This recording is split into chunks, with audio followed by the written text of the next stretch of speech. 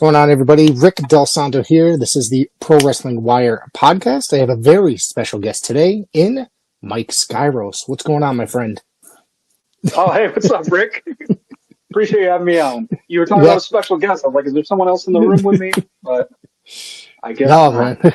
No, man, it's you. It's you. So, focus is on you today. We're going to be talking about you, your career, and all that stuff. And, I love to always, it might sound like the most generic wrestling question in a podcast ever, but I'm always interested in how people got interested in the world of professional wrestling. I'm a huge nerd when it comes to professional wrestling. And I just remember that very first moment of seeing Roddy Piper on TV beat the crap out of some jobber. So, I want to know what your moment was that made you discover professional wrestling and lured you in as a fan. Yeah, man. I think that's kind of cool. Like mine's a little different than most people. I'm a '90s kid, but I don't know if it's just because my parents weren't interested in wrestling, or I didn't have anyone in my household that watched it. I would see it in passing, and I would hear things at school. But the first time I actually watched wrestling and it hooked me, I was on vacation in Niagara Falls. We were staying on the Canadian side and right by the strip. If anyone's ever been to Niagara Falls, Canada, Yep. There's a bunch of stores and stuff there. But one of the stores that used to be there is they had a WWF World store right there. It was like a restaurant and souvenir shop. It was really cool. They would do appearances and stuff there. But because I was staying at the hotel near there and they would advertise, we would get a little video loop from recent events going on. So the match that they were highlighting was the ladder match for the Undisputed Championship between Jeff Hardy and The Undertaker. And I had heard of The Undertaker. I didn't know that he was a biker now. And this Jeff Hardy guy, he had the cool hair. He did all these high flying moves. And the story of that match and the story of those two people that I saw in the ring hooked me immediately, and I was a fan of those guys from then, and I just had to get more. Yeah. No, that's way different than I thought, to be honest with you. It's I wasn't sure roughly. It all depends on your age, you know what I mean? Because like I said, mine was Roddy Piper. My first live show was 4 years later, New Haven Coliseum, and it was a TV taping for Superstars, and that was the premier show at the time. There was no Monday Night Raw, and the excitement just lured me in, and I was just kind of obsessed from there for the rest of my life, or for the next 40 years, So, let's see. When did you start reaching out and trying to find places to train, and decide that you wanted to do this with your life? Yeah, so like a lot of kids my age that grew up in that time period, we would go out in the backyard, and it started out as a trampoline and it became a ring. And I don't recommend this to anyone, but we did it. We had our matches, and we did moves on each other, and that was cool for a while. But it got to a point where myself and a couple of my buddies that did that were like, what would it look like if we really gave this a shot? What if we got properly trained and just see what happened with it? So I did some research, and it was difficult because the school that I ended up at was not advertised well online, and the internet was a little different than it is now. This is early 2010s, but eventually, the local promotion was called 2CW, and on the 2CW website, there was a section that advertised wrestling training, and it was the Institute of Pro Wrestling by Zachary Springate, which is the school I started going in the fall of 2012. I've been there ever since, and my main trainers have been Zachary Springate III and Isis FX. And I'm really fortunate to have ended up at the school I ended up at. They've taught me a lot, to say the least. Well, what year did you say this was? 2012. 2012. Okay. I have found here Zachary Springate III, right? Correct? That sounds... I don't know why that sounds so familiar to me, but it does. And of course, I'll probably pick it up and feel like an idiot once I realize who the hell it is. But so I have here 2014. You actually made your in-ring debut. Yes. Yeah. What was that like? Were you, and what was the initial training like? Because I know I've been around wrestling long enough, been hanging around, I hang around at Paradise Alley. I watch a lot of the training. And then Yeah, of course. sometimes you see new kids come in, and some of these guys don't want to come back after that first try. You know what I mean? But Yeah. you were lured in the first, immediately, or were you like, what the hell am I doing?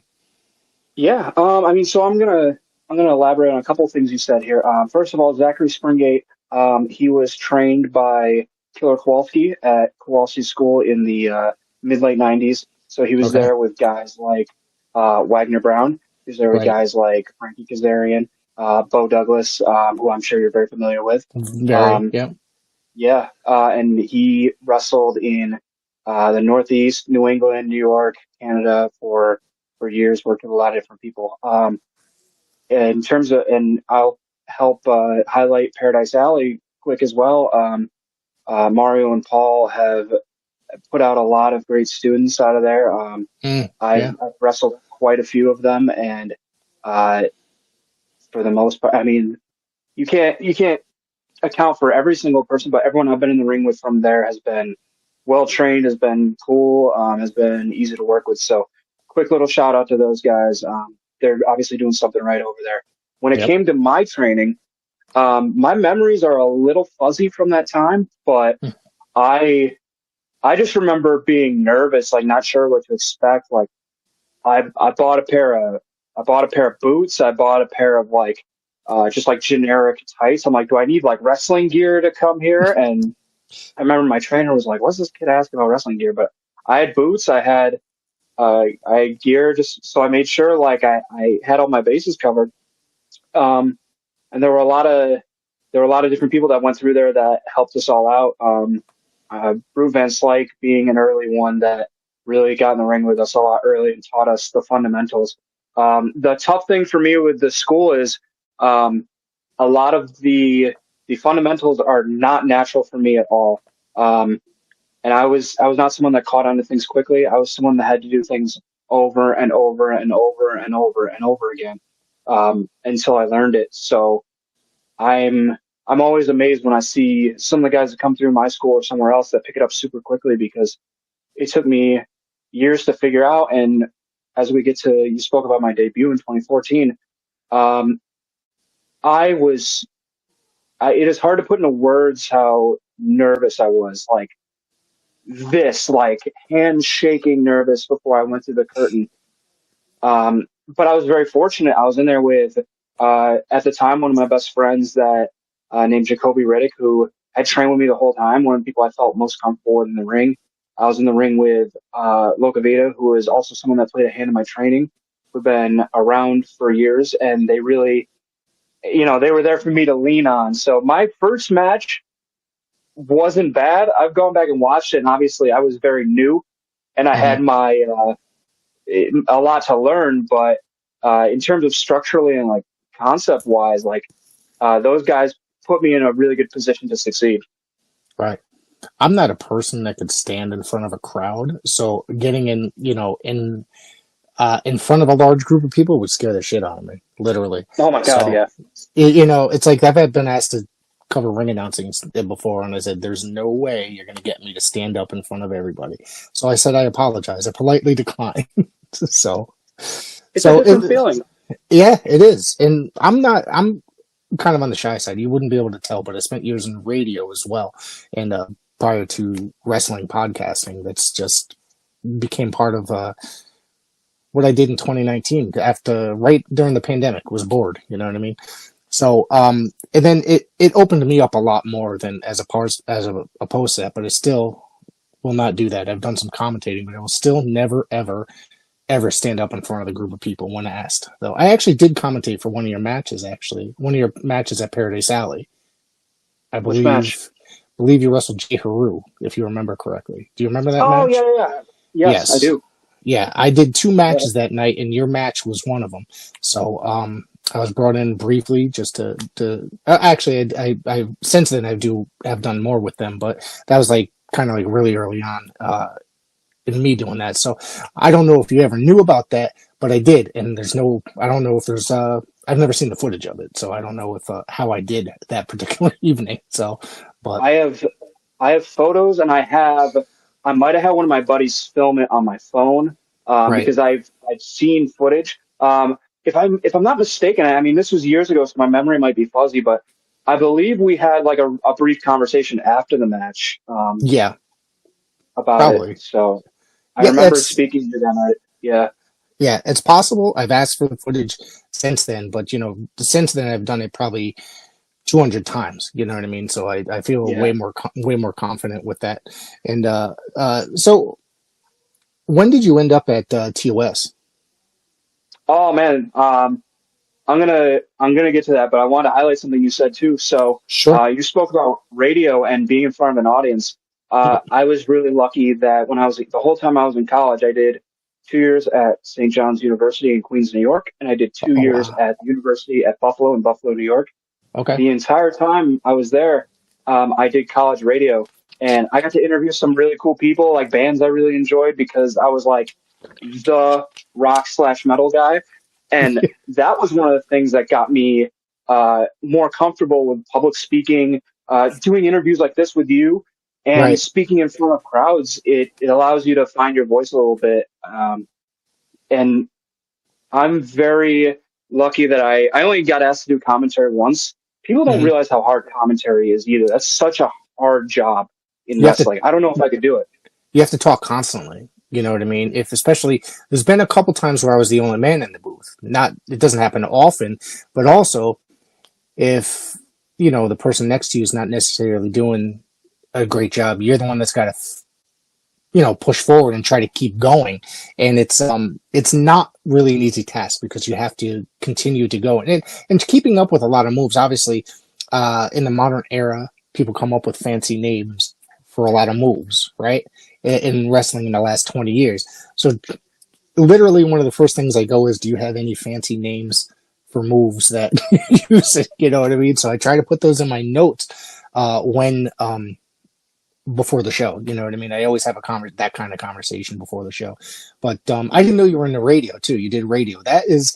That's really the most exciting. Like I absolutely loved doing radio, and I'd like Yeah. to really do it again for I'm looking to get back into actual professional radio for a while.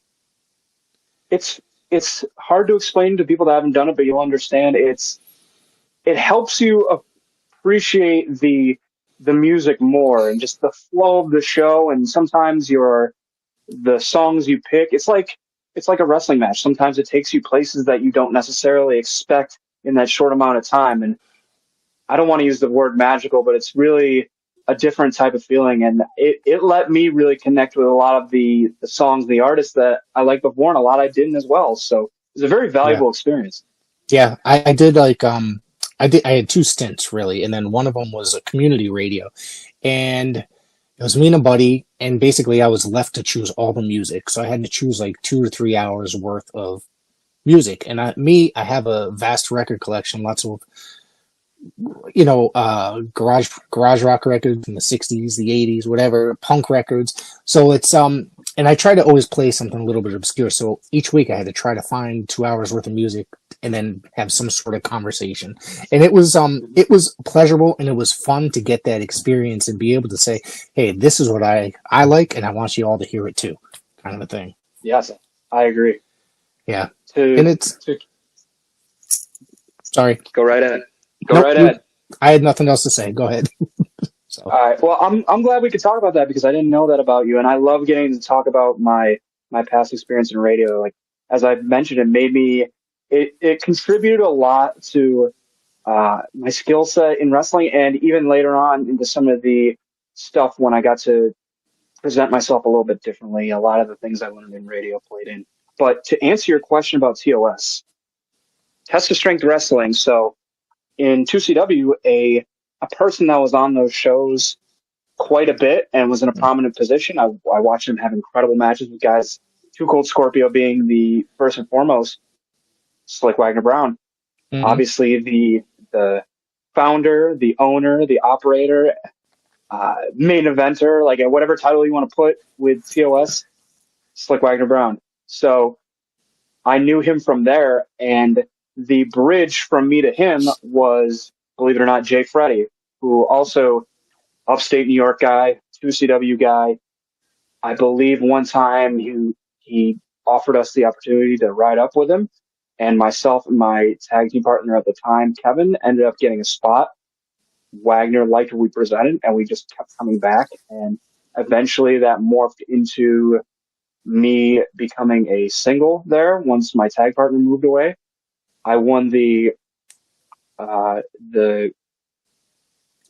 the right? yeah the K1. In when was it? It was early. I want to say 2019, but no, it was early 2020, right before the pandemic hit. Maybe like a month before the pandemic hit. I won that in a three-way with Brian Pillman Jr. and Sammy Diaz, and I literally went into that match. I was not expecting to win. I was expecting something else to happen. I don't know who I thought was going to win, but I didn't think it was me. So it was a shock.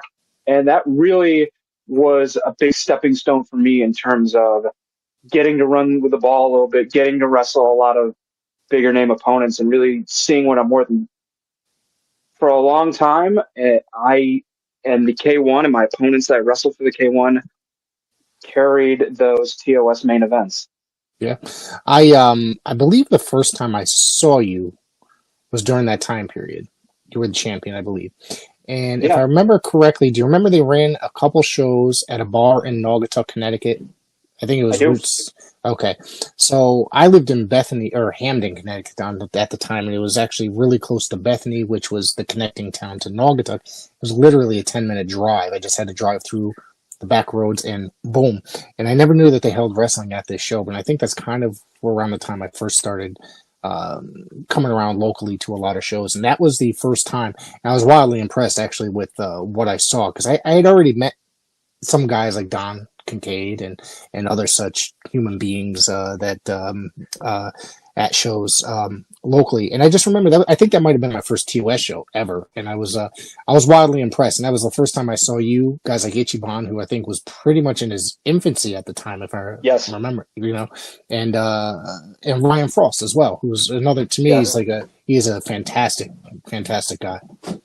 yes. He is salt of the Yeah. earth, dude.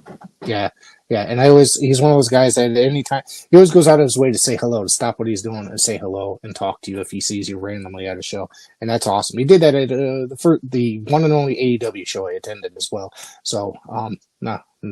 Anyways, Yes. so what was it like? What's it like working there? Because it's like that's pretty much where I know you from. I've seen you obviously other places, through streaming.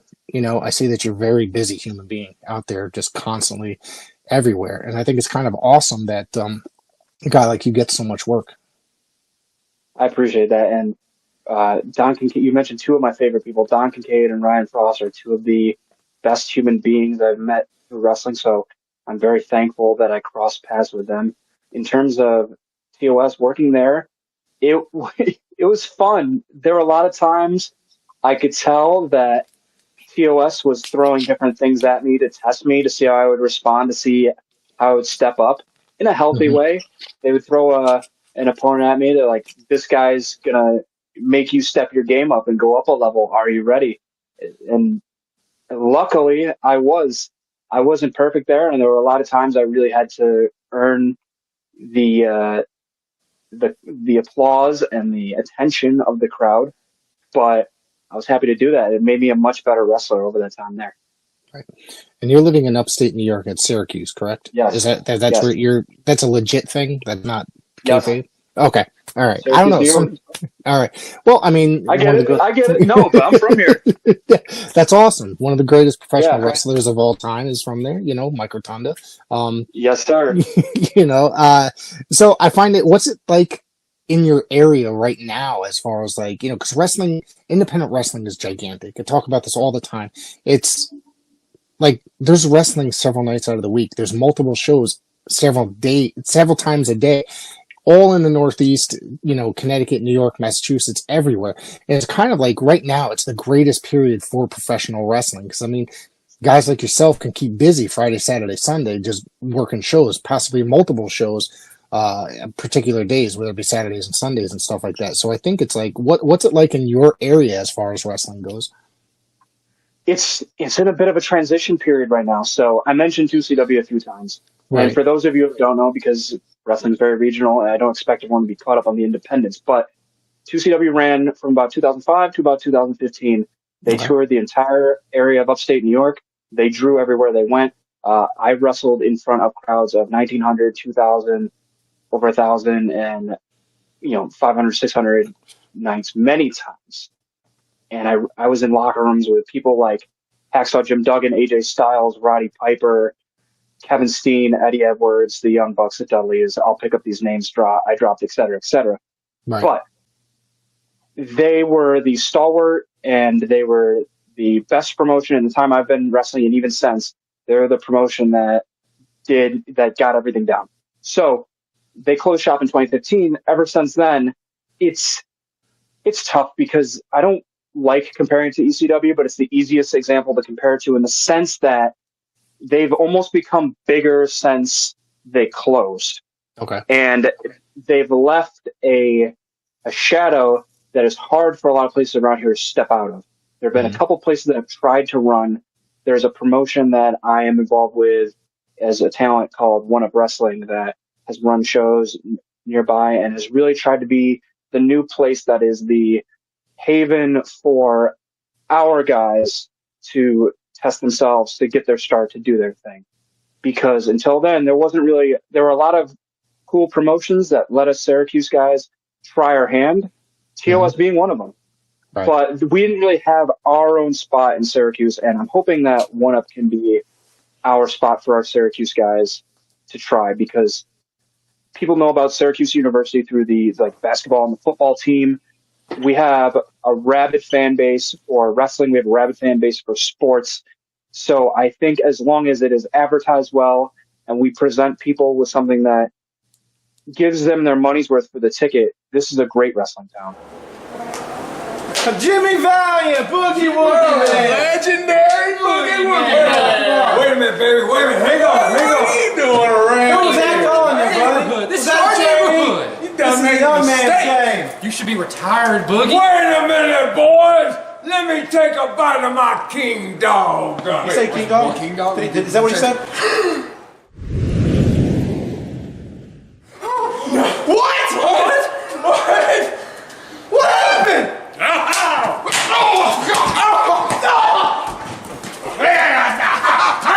Come on, boy.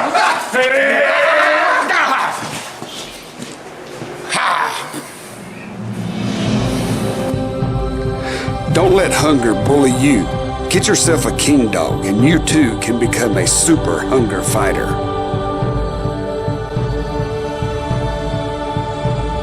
Secondhand Heroes and Home for Wayward Villains is a comic book shop and gaming store that also features Magic the Gathering and D&D.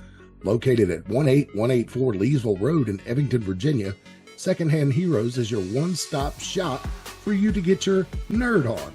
Open 7 days a week at 11 a.m. They don't close until the dice stop rolling. They buy, sell, trade, barter, and haggle, specializing in collectible toys, both vintage and modern, comics, Magic the Gathering, video games, console, and arcade cabinets to play, all set to free play. Host your game night with us. Monday night D&D video game competitions, and so much more. Something for the collector and gamer in us all. Call 434-317-0121 or shoot us an email with any questions to secondhandheroesva@gmail.com. Note, secondhandheroesva@gmail.com. That's 2ND, handheroesva@gmail.com. Come game with us. Because it's like, I don't hear a lot from up there. I mean, I kind of keep up on a lot of stuff through the internet and try to keep up on as much as I can through podcasts and the internet. And I mean, I do follow a lot of wrestling throughout the entire country, a lot of independents. But it's like right now is like this craziest time for independent wrestling. And I mean, you've been on this platform before. You've been on IWTV before. There's groups like that are just such a great thing for independent wrestling. You know what I mean? That and there's so many different streaming networks. It's just, to me, it's kind of an amazing time for professional wrestling, for independent wrestling. You know what I mean? Yes. Yeah. It's tough because one of the reasons that, like I said, we didn't have our own promotion to necessarily call our own for the longest time. So Right. in terms of the guys from my area and the guys coming out of my school, we were kind of hired guns. Like we could get one booking, Hmm. but to get multiple bookings at the same place and really ingrain ourselves in a promotion was not always easy. And to be honest, I'm the guy now that's the tenured guy that's bringing the guys from my area around. So it's on my shoulders to go to these places and do well, but also crack the door open so that people like Don Freeze, well, I'm not sure if you've seen, but he's incredible. People like David Coles, people like Corey Jackson and Ting of Black and Yellow can get on these shows and show people what they're about. That has fallen on me. So it's a little bit of a different responsibility. And it's on me to tell people like you about these guys that are in upstate New York that are incredible. Right. I'm familiar with a couple of the names you mentioned, not every Yeah. one of them, but but you've also, you've gone, so you're upstate New York. So you work a lot of, I think, in Massachusetts and New York a lot, correct? Is that I wrong? do. It's a lot of New England, New York, and Pennsylvania, Jersey. Yeah. So, man, you drive a lot. That means like you're just really busy, and gas ain't cheap right now either. So, No. no. So I think that's awesome. So that's awesome for your career, and that's really cool. But you recently, you also worked for another company out here that I really love and respect.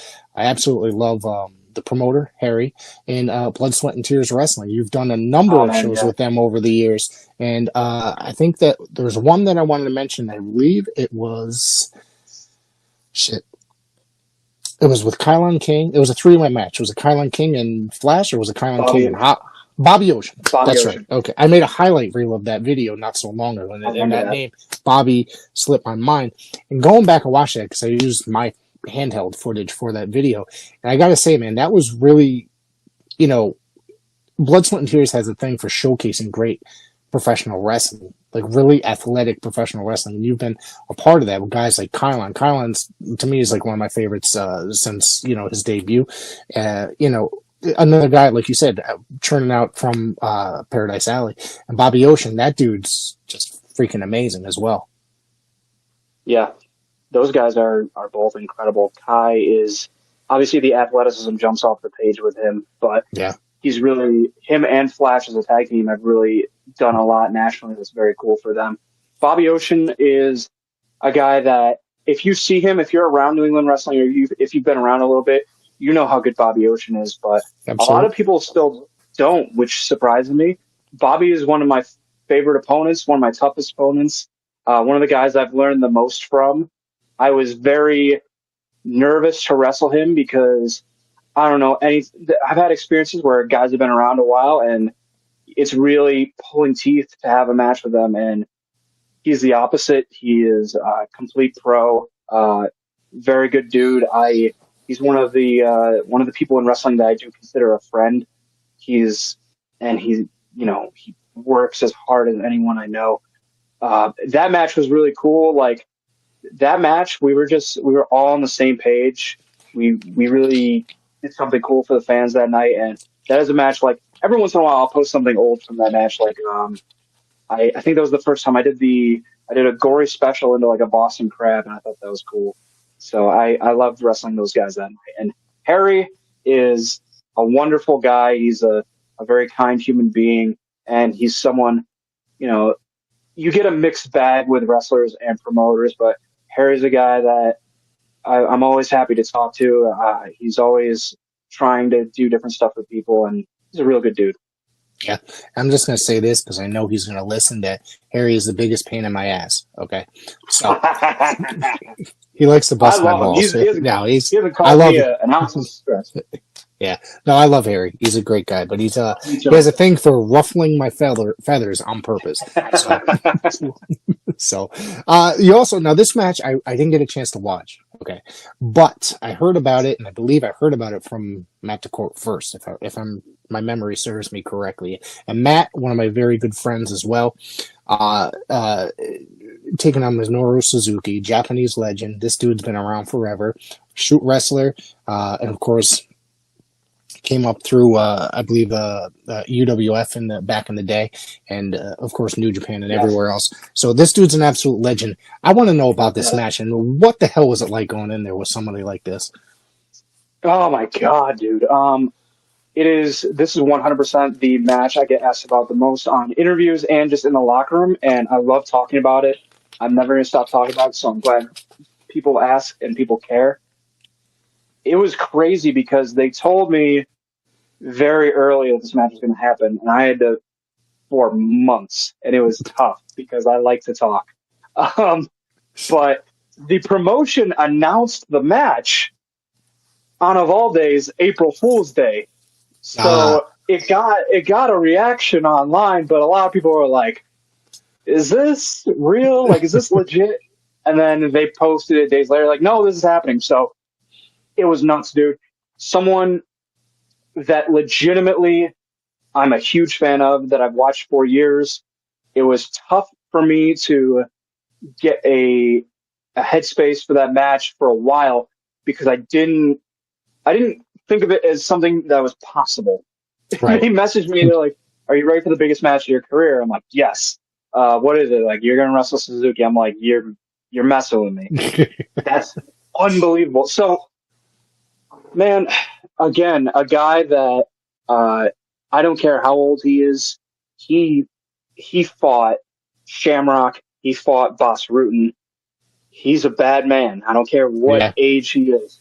And if he pisses you off, I found out just by when I wrestled with him, the way he moves in his grappling and the way he moves on the mat, he is very much a problem.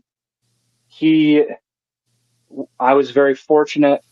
He was a complete professional.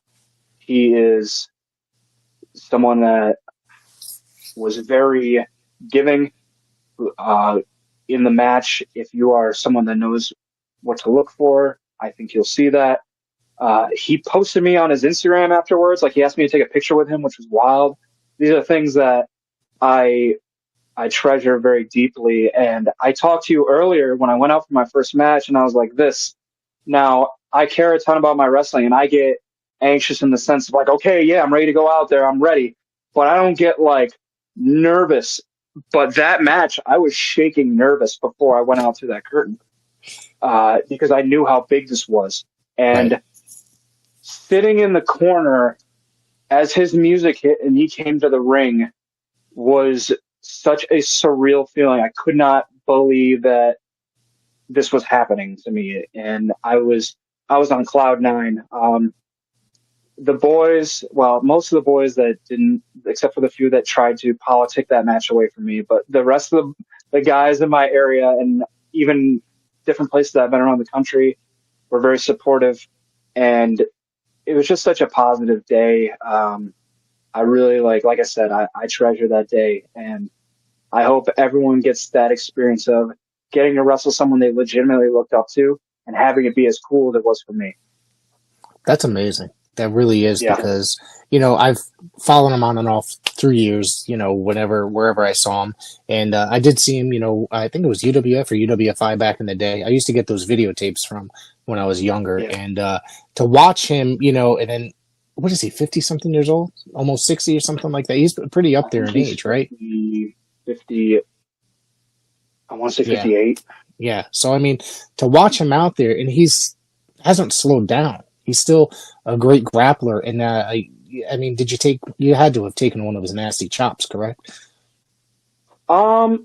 He didn't chop me as many times as people thought. He gave me a few. He forearmed me more than he chopped me. I will say I chopped him as hard as I've chopped anybody, I swear. And he just laughed at me, which I kind of expected, but I tried. I promise I tried. I will say there was one, I was trying to control him. I had him in a clinch, and he broke, and he hit me with like a perfectly placed liver shot.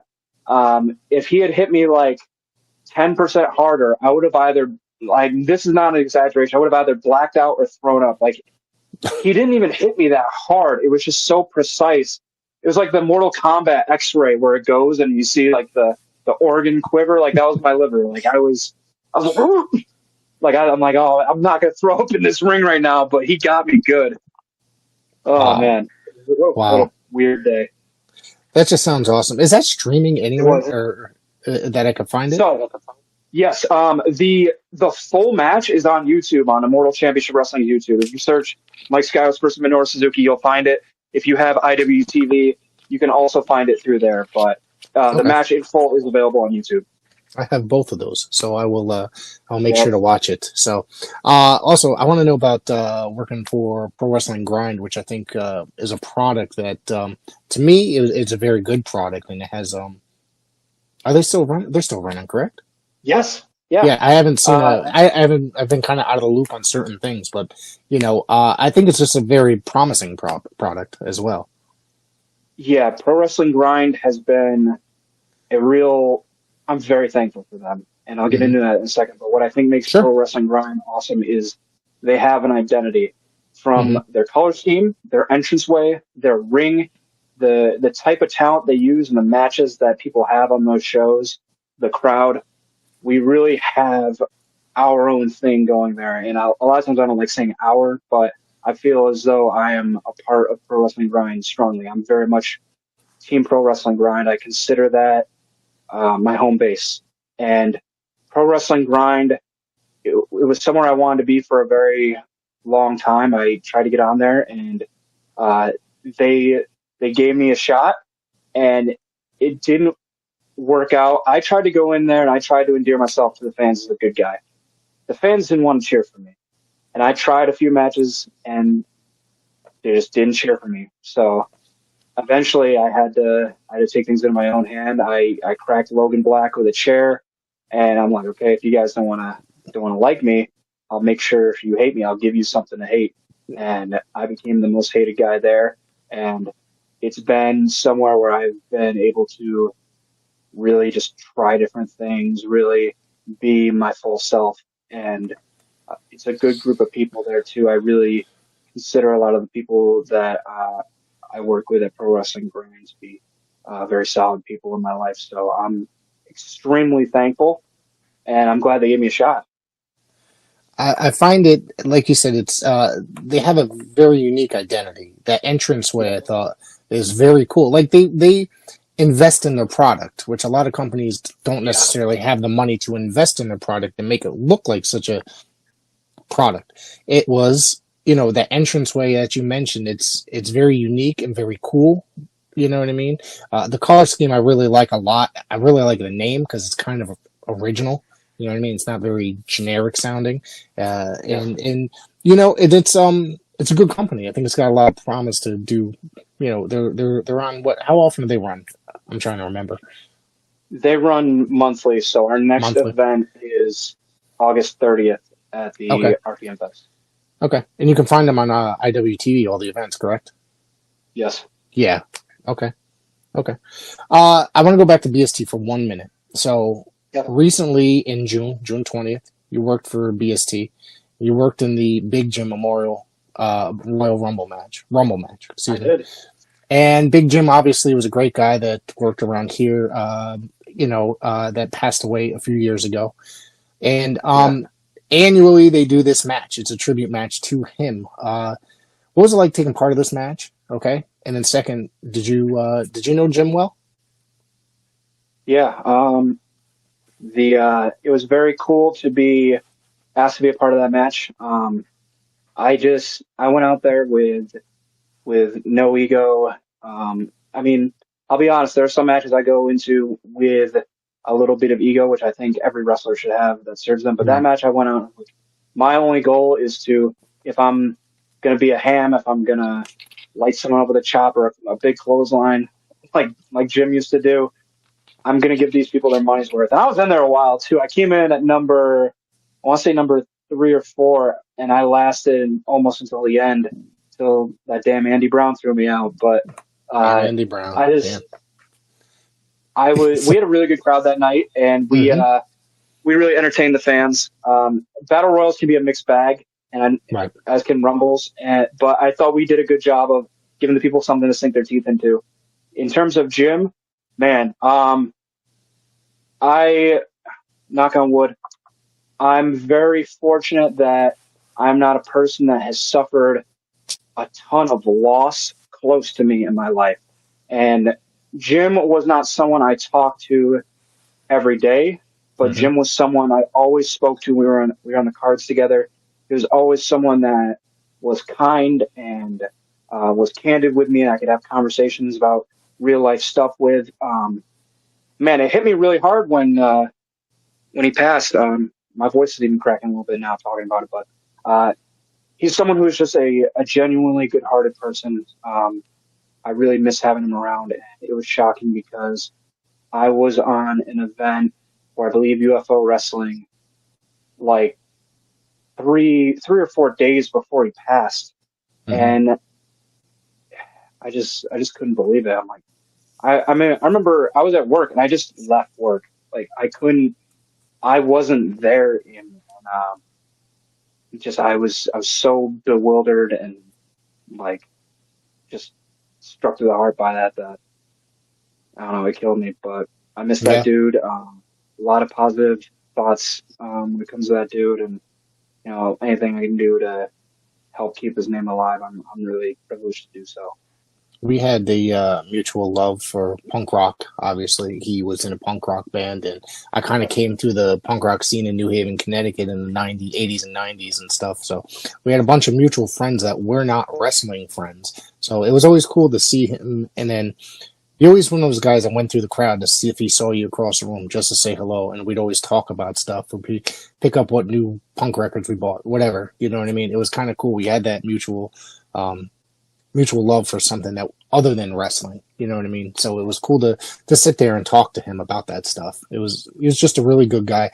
As far as finding out how he passed, I was actually on a podcast with Big Daddy, and when Mario called him and interrupted the to tell him, so we found out literally firsthand, like right then, and we just finished up what we were doing. It was very kind of somber at the time, just for the next few minutes, and that was kind of crappy. But it's he's definitely a missed person. He's obviously there's people like BST keeping his name alive. Secondhand Heroes and Home for Wayward Villains is a comic book shop and gaming store that also features Magic the Gathering and D&D. Located at 18184 Leesville Road in Evington, Virginia, Secondhand Heroes is your one-stop shop for you to get your nerd on. Open 7 days a week at 11 a.m. They don't close until the dice stop rolling. They buy, sell, trade, barter, and haggle, specializing in collectible toys, both vintage and modern, comics, Magic the Gathering, video games, console, and arcade cabinets to play, all set to free play. Host your game night with us. Monday night D&D video game competitions, and so much more. Something for the collector and gamer in us all. Call 434-317-0121 or shoot us an email with any questions to secondhandheroesva@gmail.com. Note, secondhandheroesva@gmail.com. That's 2ND, handheroesva@gmail.com. Come game with us.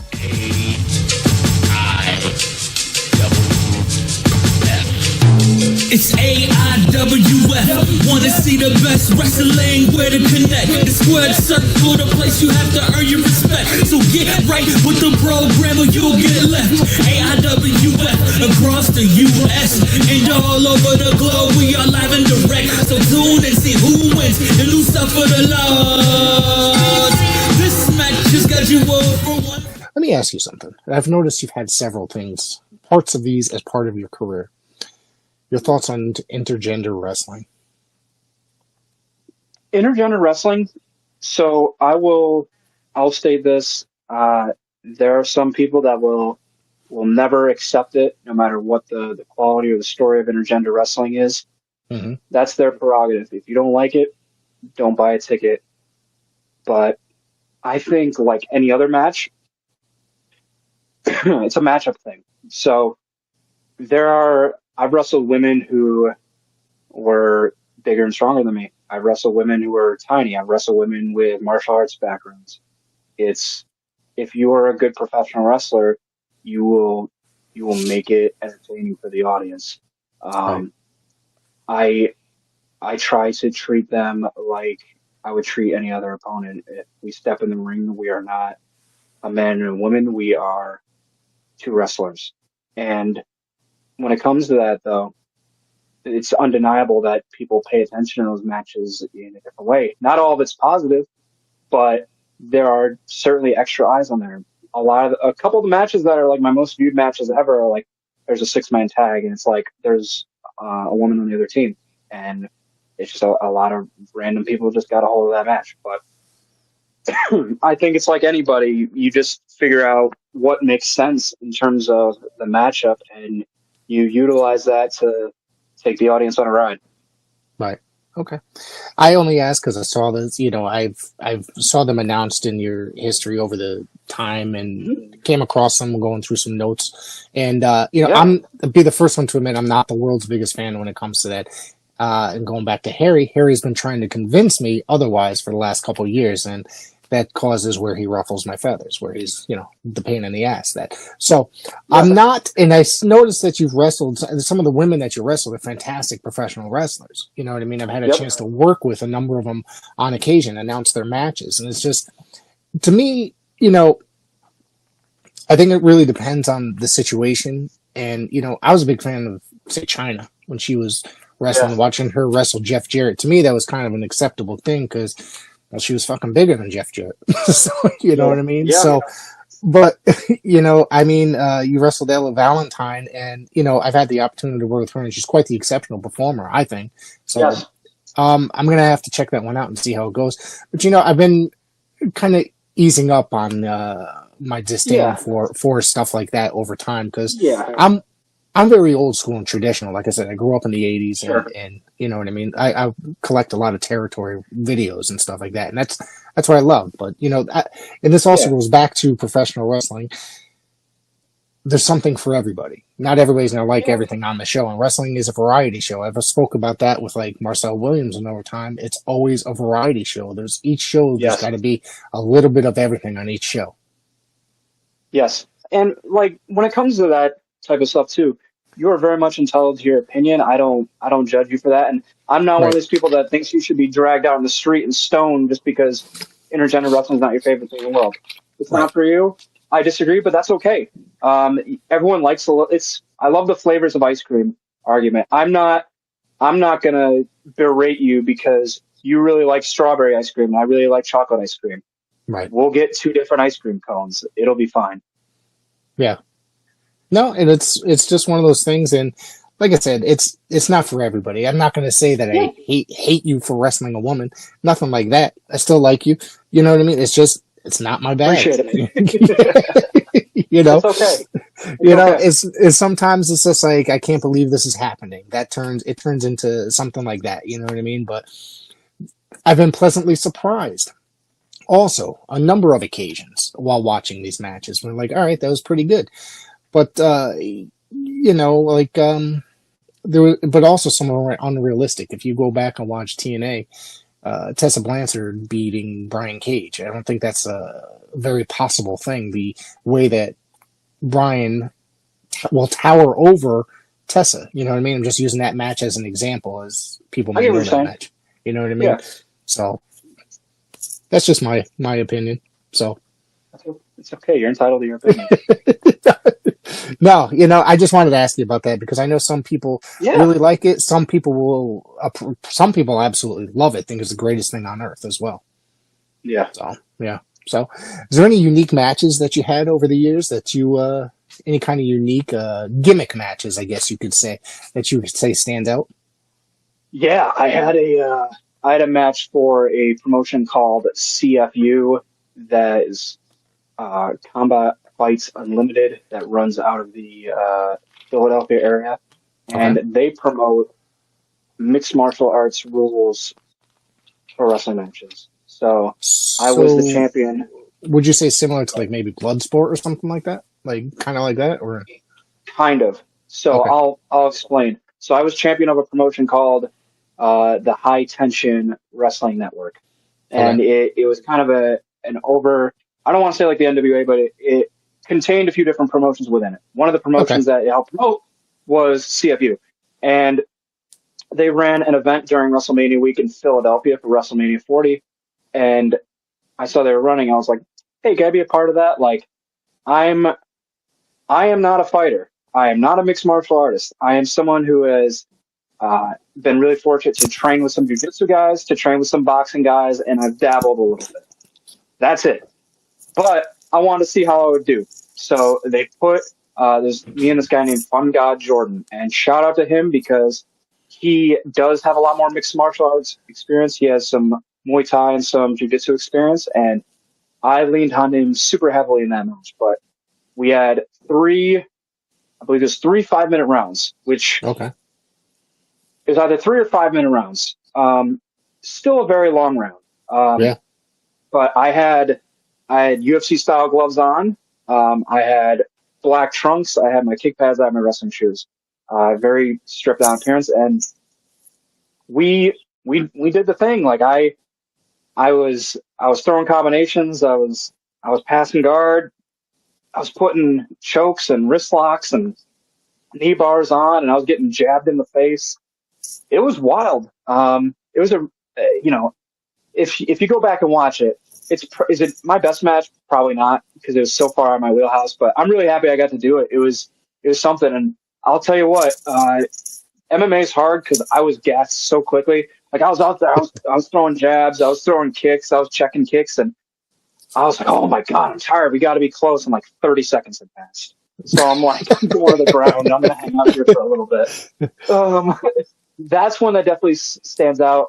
Last year, I had my very first cage match, and that was really cool because I think the cage match is the best way to really settle something between two people. If you want to settle something between two people, you want to do it right, put them in a cage. And we had the ultimate blow off, right? Classically, yeah. Yes, and we had a big blue cage. It was very WrestleMania 2 flavored, big bars, and man, for my first cage match, I'm in a tag team called Team Friendship with my buddy Adam Stone that I trained with, and there's a group called Edge of Hope that wrestles at a lot of upstate New York promotions. We'd been beefing for probably 8 months or so, and we had a couple matches back and forth for the tag titles, but there was always outside interference. There was always some sort of DQ, some sort of hijinks going on. How do we solve this problem? We build a cage, we put them inside it, and we see who comes out the winner. And we had it about 30 minutes from Syracuse, 30 minutes east of Syracuse. The crowd was with us. They were ready to see the cage match.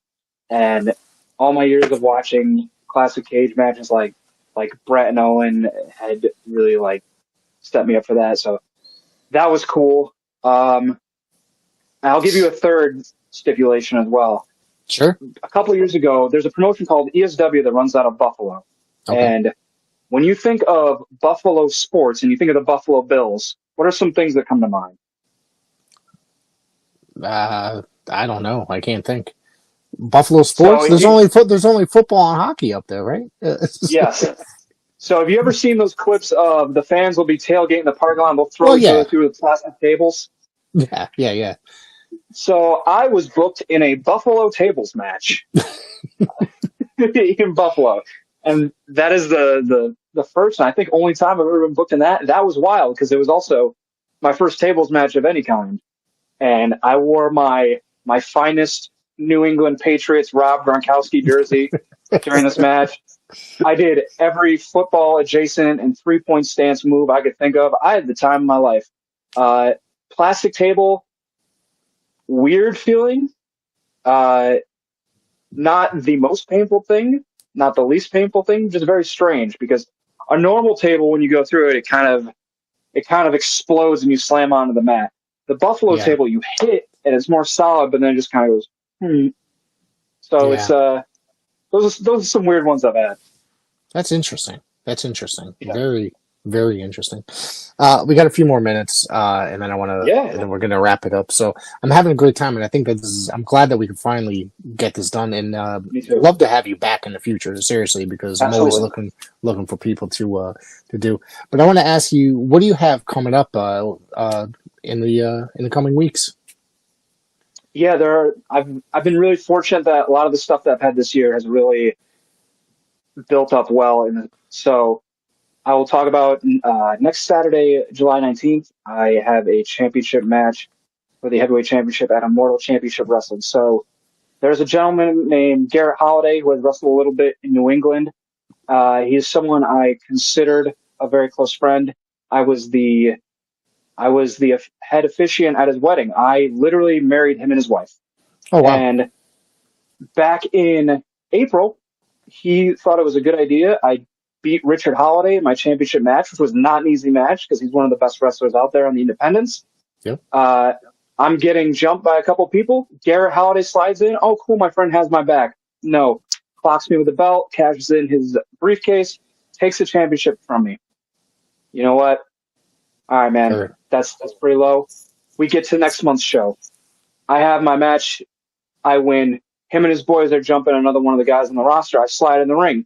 A lot of people who haven't seen me until now, they're used to me having a little bit different haircut, right? I rocked a braid for 7 years. That was until two of Garrett's goons grabbed me and they chopped my braid right in the middle of the ring. So as you might assume, I'm not real happy with Garrett Holiday right now. So on the 19th, I get the chance to not only take his championship that he stole from me, but I get to kick his ass a little bit or a lot bit along the way. And if any of his boys show up, I got a little bit of an insurance policy too. So I've really been looking forward to getting revenge. Rome, New York, 45 minutes from my house. I get the chance to do that. So that's the first one. Yep. Yeah. I have Green Mountain Wrestling coming up. Now, Green Mountain Wrestling just announced that they will be doing a joint show with Game Changer Wrestling GCW in November. I saw. I'm not confirmed whether I'm on that show or not. What I will say is this. A lot of people, including myself, have opinions about GCW, but they're the biggest independent in the world right now. Undisputed. Massive. Biggest independent in the world. Yeah. If you want to get seen on the independents, that's the place to get seen. So I'm in the middle of an undefeated streak at Green Mountain Wrestling, and I'm in the middle of a championship tournament. So if I keep winning until November, which I have a chance on July 18th, next Friday, and I have a chance on July 27th or 26th, the weekend after, I think I'll put myself in a pretty good position to be on that GCW show and raise my profile even more. Absolutely. And then, obviously, Pro Wrestling Grind. I don't really know where I go at Pro Wrestling Grind for now. I was champion. I was undefeated for about 2 years. I lost the belt to Perry Von Vicious. I get a matchup with their hero, Jay Freddy. I lose to Jay Freddy. That's fine. I get another match, try to get my momentum back with a guy named Don Freeze, who I've talked about a little bit earlier. I helped train him. I think the world of him. One of my few friends out in wrestling outside of the ring. Right. He beats me. Where do I go from here? I'm not sure, but I got to go somewhere. So those are a couple you can look at for me.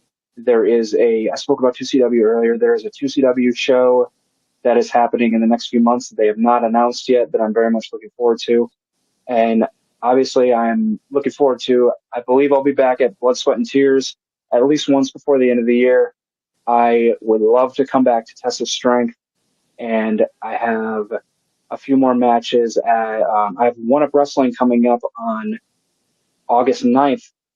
The guy I mentioned earlier named David Cole, so I helped train. He has been calling me out for the past 8 months. I haven't been able to make any of the One Up Wrestling shows. Me and him, our schedules finally aligned. We get to have our one-on-one match, and I think that's going to be the best match that the One Up Wrestling audience has ever seen. Okay. You sound very busy, and each and every one of those sounds awesome. And I will be at that BST show. I've already made plans to be there. It's September 19th, I believe. Correct? I believe. Yeah. In Bridgeport, Connecticut, Foolproof Brewing. We'll talk about it a million times before it actually happens. So, yes. Tell everybody where you could be found. And you got merchandise. I know you got merchandise. You still have those trading cards. I still have mine. I do. I appreciate you buying those, by the way. So I guess you could say I'm a mark for stuff like that. Like. Well, I appreciate it.